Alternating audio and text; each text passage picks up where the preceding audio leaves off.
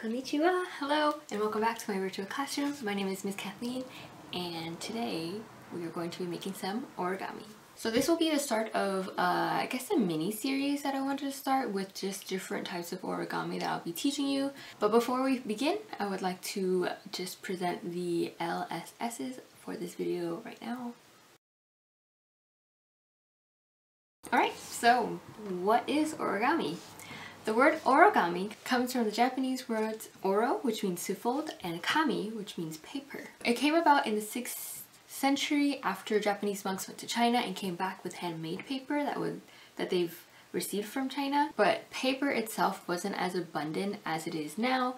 At the time, it was actually considered a luxury item, and origami then was more so used or folded for religious, like, ceremonial events. It didn't change into recreational use until about the Edo period, where paper itself was more readily available for everybody and it was cheaper to make. Today, new origami styles are made using more complex maths, trial and errors, obviously, and just the natural love for paper folding. So for today's video, I'm going to be showing you how to make this simple box. You can use it to hold art supplies, you can use it to hold foods or snacks, you can use it to hold anything really that you want to be contained. So for this simple origami box, you will only need one sheet of rectangular paper. It could be magazine papers, it can be recycled paper, napkins, whatever paper you want to use. Now let's get started. So the first step you want to do before we start is actually turn your paper lengthwise so that the longer side is, I guess, on the top and the bottom facing yourself. So first you want to actually bend a little piece of the edge over. It can be about an inch, half an inch, around that area is good. And then you're going to make sure that it goes upside down. So your folded edge is on top now, and then you're going to do the same for the bottom edge. And you want these two edges to be about the same width, but if they're not exactly, that's okay too. So now after you have both edges of your long side of the paper folded, you're going to actually be turning it portrait mode, which is when your width is the shorter way, closer to you, and you're going to fold it in half with the folds, your first folds in the inside of your paper.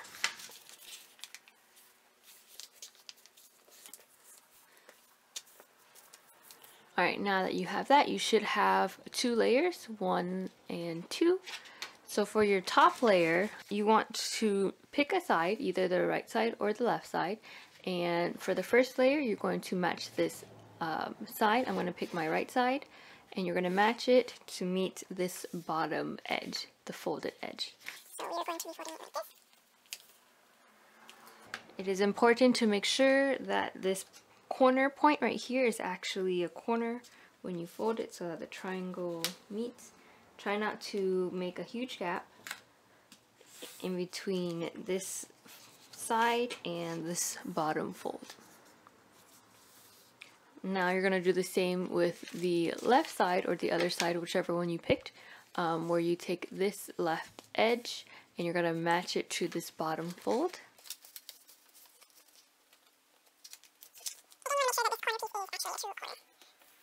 Alright, so now you should have something that looks like this. You have a triangle basically on top of a flat sheet of rectangle. And so because this is technically 2 layers for your top layer, I want to put this very top layer in the fold of your bottom triangle layer. So you can see here, there's a fold here.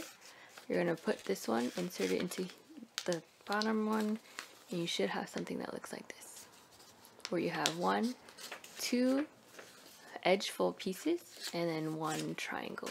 Alright, now that you have your top layer triangle, what you're going to do is take this point and you're going to fold it over toward this bottom edge, but you don't want to fold it over like too much, like down here past the line, past the edge. You want to fold it a little bit under, maybe about a centimeter or so below the edge. Like so. Alright, so now what you're going to do is take your triangle point and you're going to tuck it into the 2 edge layers that you've made. Like so.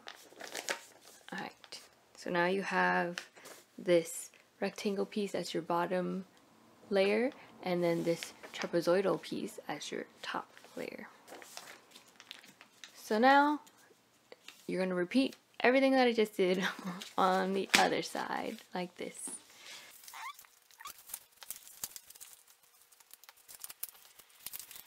So a tip here that I like to suggest is when you do fold your point of the triangle over, I would suggest to match up the fold, this new fold, with your old fold. So if you can see it when you fold it, just make sure that it is semi the same height. And then it should work out so that you can still fit it inside. So now you've got this weird shaped piece.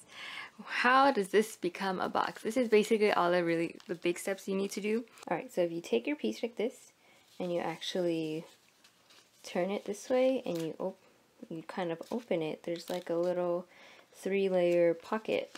So what you're going to do is you take your pointer finger and your thumb and you're going to put on one side, your other pointer finger and your thumb from your other hand on the other side, and this is the magic. Are you ready for it? 3, 2, 1. Whoa! And that is basically how you get the boxes. If you want a more structured box, I would recommend you actually fold all of the corner sides down So that there is more shape to it.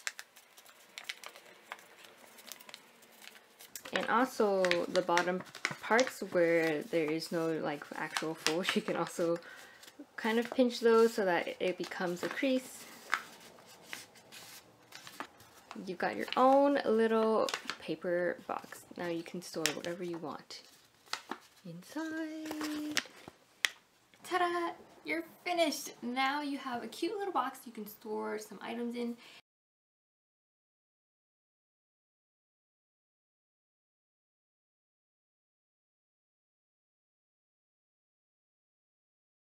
And if you make 2 of them, you can actually have one box that's bigger than the other and put whatever you want inside, and you can make actually a closed container with 2 boxes, one on top of the other. And you can store it with whatever you want. So that is all that I have for you today. If you have any questions or comments, please feel free to write them in the comment section. And I will see you in my next video. Shannon, see ya!